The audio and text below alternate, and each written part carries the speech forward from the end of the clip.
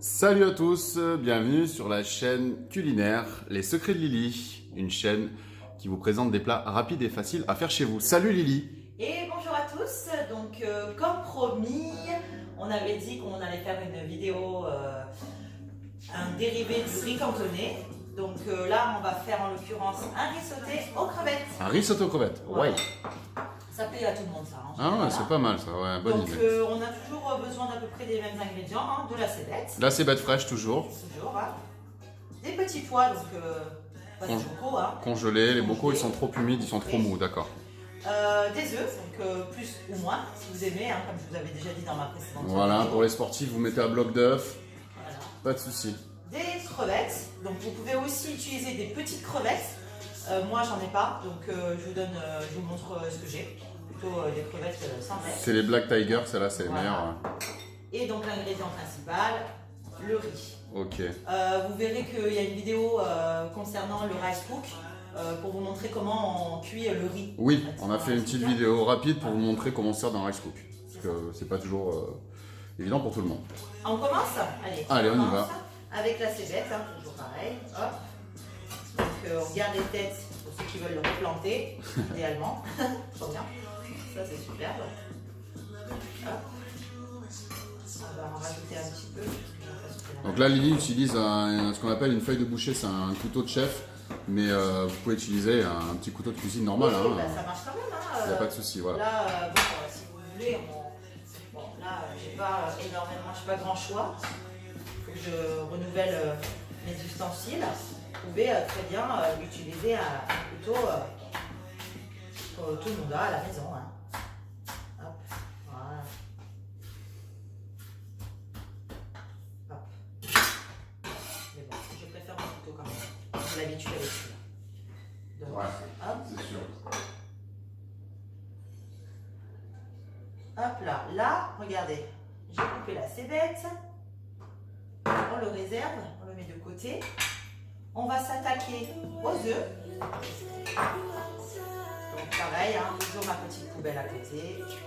Voilà. Donc toi, tu frappes l'œuf un sur l'autre pour casser les œufs, c'est pas mal. Tac, tac, Il y en a toujours un plus faible que l'autre. et le dernier, D'accord, voilà, comme ça.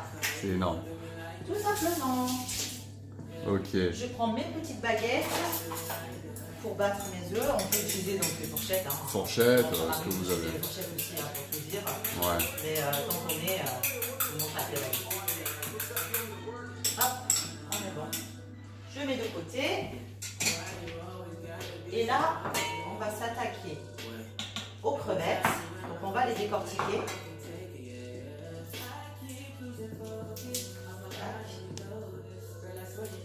Là, on enlève tout, hein. On garde rien. Donc ce sont des crevettes crues, vous avez remarqué, elles sont pas cuites. Hein. Les crevettes roses que vous trouvez en barquette, c'est des crevettes déjà cuites.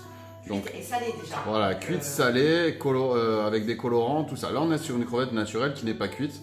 Donc vous les trouvez en sachet, surgelés, dans n'importe quelle grande C'est surface. bien surgelé, hein. On ne peut pas toujours acheter du frais. On ne donc, peut pas toujours acheter du frais, ça coûte Oh. très cher et ça se conserve pas forcément.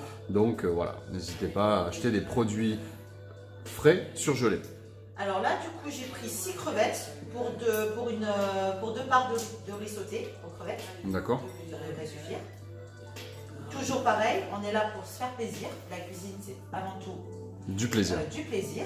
Si on aime un ingrédient plus que l'autre, on en rajoute un peu plus. Si ça ne nous dérange pas au niveau du goût, Tout à à fait. partir de ce moment-là, on fait un peu comme on a envie. Tout à fait. Tac, La cuisine, c'est avant tout pour se faire plaisir et pour faire plaisir à nos convives. tout à fait. Donc là, tu as décortiqué tes crevettes fraîches. Voilà, alors je vais Cru. enlever un petit peu quand même les petites... Les boyaux. saletés, là, voilà. Le boyau, ouais, le petit Je boyau le qu'il y a sur le prends en dos. deux, D'accord? et là, on a le boyau. Hein. Tu sors le boyau à chaque fois qu'il y a sur le dos de la crevette. D'accord, parce qu'il contient parfois, des fois quand vous voyez ce petit fil noir, quand vous mangez des crevettes justement au réveillon, tout ça, les crevettes déjà pré-cuites, et que vous avez ce petit boyau noir, ben en fait c'est le caca de la crevette, hein, c'est son intestin. Donc il est toujours mieux de pouvoir l'enlever. Après, c'est pas dramatique si vous ne le Oui, faites ça ne pas. demande pas non plus énormément de temps. Hein. Ça ne demande pas plus de temps. Voilà. On enlève. C'est vrai que Lily aime bien le faire. Oui, moi, aime bien faire les choses consciencieusement.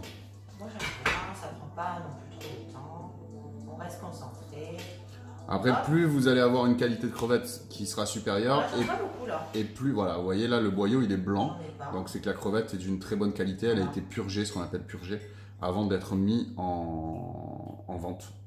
Donc là, regardez. Hop, mes crevettes, donc je les ai ouvertes Ok. et je les ai nettoyées. Donc on va avoir des crevettes en fait, qui sont encore entières. Vous allez me dire, mais attendez, si on jette tout ça là dans le plat, ça va être compliqué pour manger de la crevette. Alors ce qu'on Ouais. va faire, c'est que je vais vous montrer un petit quelque chose. On va aller l'écraser un peu.